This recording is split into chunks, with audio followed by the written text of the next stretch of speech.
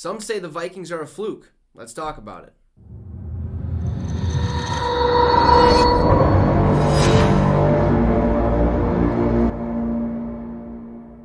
What's up, Vikings Nation, and welcome to the Minnesota Vikings Syndicate. I'm your host, Trey Wicks. Now, before we get started, make sure to drop a like, leave a comment, and subscribe to the channel. We're only one away from 650 subs, so it'd be much appreciated if you help me reach that goal. So some people think that the Minnesota Vikings are a fluke. Win after win this season, the experts say that the Vikings really haven't proved anything. They're not playing consistent football. Yeah, they may be 10-2, but in reality, they look more like an 8-4 or maybe a 5 what would that be? A 5-7 team or something like that. You never know, right? A lot of close games. The Vikings are a fluke. That's what they're saying. However, we're not. Okay, 10-2. That's no fluke. Okay, you don't just happen to win a ball game or happen to win 10 of them, okay? The Vikings are no fluke, and Judd Zulgad of the Vikings Wire dove into exactly why we're not a fluke and why that these experts are definitely wrong. He starts by saying, the most basic statistics say the Vikings shouldn't be this good. The advanced stats provide even more evidence that this success isn't sustainable.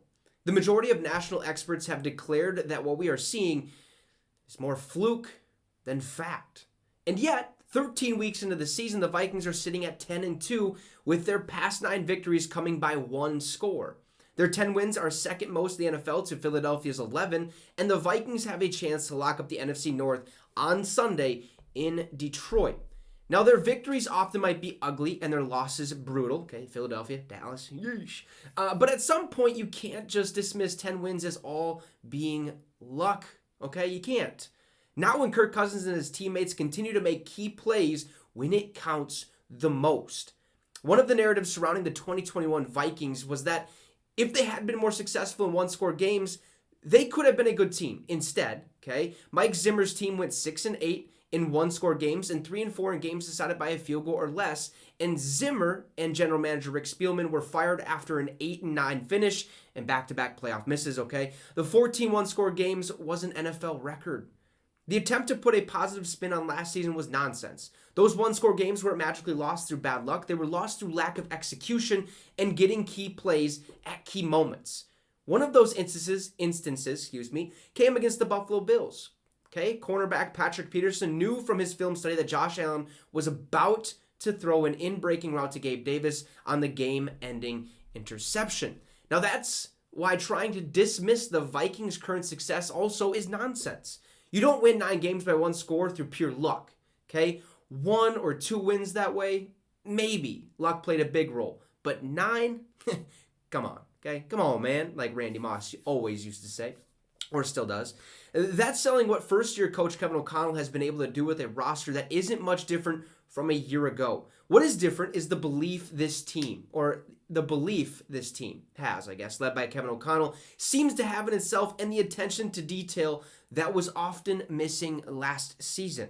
Okay, Kirk Cousins' biggest defenders spent his first 4 years in Minnesota pointing out his impressive statistics as evidence that while his team might have been underachieving, Cousins was playing well. Okay, Cousins' statistics are down across the board this season, but he's also proving he can come through in the clutch. Cousins has led 6 fourth-quarter game-winning drives in 2022 or this season after having only 4 fourth-quarter or overtime game-winning drives to credit in his first 3 seasons as a Viking. Now, none of this is to say the Vikings are going to end their Super Bowl drought this season. There are areas that still will need to be far better in the playoffs, starting with the defense.